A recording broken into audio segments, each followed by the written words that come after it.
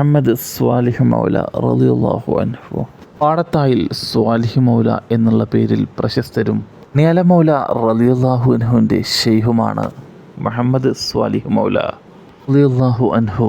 ഏർപ്പതത്തിലെ നിധികളുടെ അഴിയണി ജമാലി പൊന്നാനി വെളിയങ്കോട് ഭാഗങ്ങളിൽ പഴയകാലത്ത് ഫക്കീർമാർ വീട് വീടാന്തരം കയറിയിറങ്ങുമായിരുന്നു.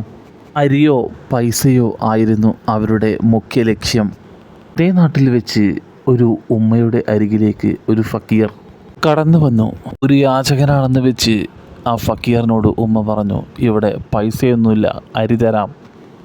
വന്ന ഫക്കീറിൻ്റെ മറുപടിയും നടപടിയും ആ ഉമ്മയെ വല്ലാതെ അത്ഭുതപ്പെടുത്തി.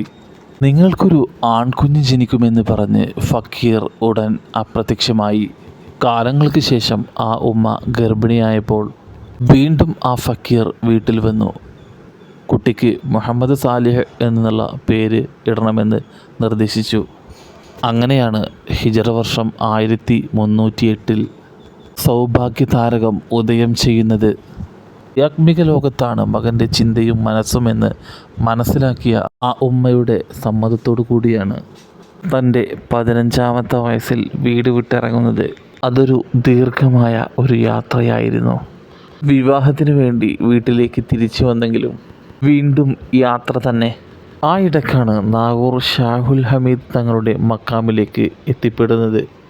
ഒരു മുറബിയെ ലഭിക്കുമെന്നുള്ള അറിയിപ്പുണ്ടാവുകയും അത് ബന്ദർമൂല ഉപ്പാബയുടെ അടുക്കിലേക്കാണെന്നുള്ള സൂചന കിട്ടിയതോടുകൂടി സത്യത്തെ പുൽകാനുള്ള യാത്രയും അന്വേഷണവുമായിരുന്നു. പിന്നീട് അങ്ങോട്ടുള്ള സമയം മുഴുവനും യാത്ര തന്നെ. ഈ കാലയളവിലാണ് ലക്ഷദ്വീപിൽ നിന്നും മംഗലാപുരത്തേക്ക് ബഹുമാനപ്പെട്ട ബന്ദർമൗല റളിയല്ലാഹു അൻഹു വരുന്നതും ഇടയിൽ വെച്ച് കണ്ടുമുട്ടുന്നതും. കണ്ടപാടെ ആലിംഗനം ചെയ്തു ബന്ദർമൗല റളിയല്ലാഹു അൻഹു പറഞ്ഞു അത്രേ, ഞാനാണ് നിൻ്റെ മുറബി. മുൻപ് വീട്ടിൽ വന്നതും പേര് നിർദ്ദേശിച്ചതും അത് ഞാൻ തന്നെയാണ്. തേടിയലഞ്ഞ ആ സത്യത്തോടൊപ്പം 40 വർഷം സഹവസിച്ചു. ലക്ഷക്കണക്കിന് മനുഷ്യരാണ് സ്വാലിഹ് മൗല തങ്ങളാൽ നേർവഴി പോകിയത്.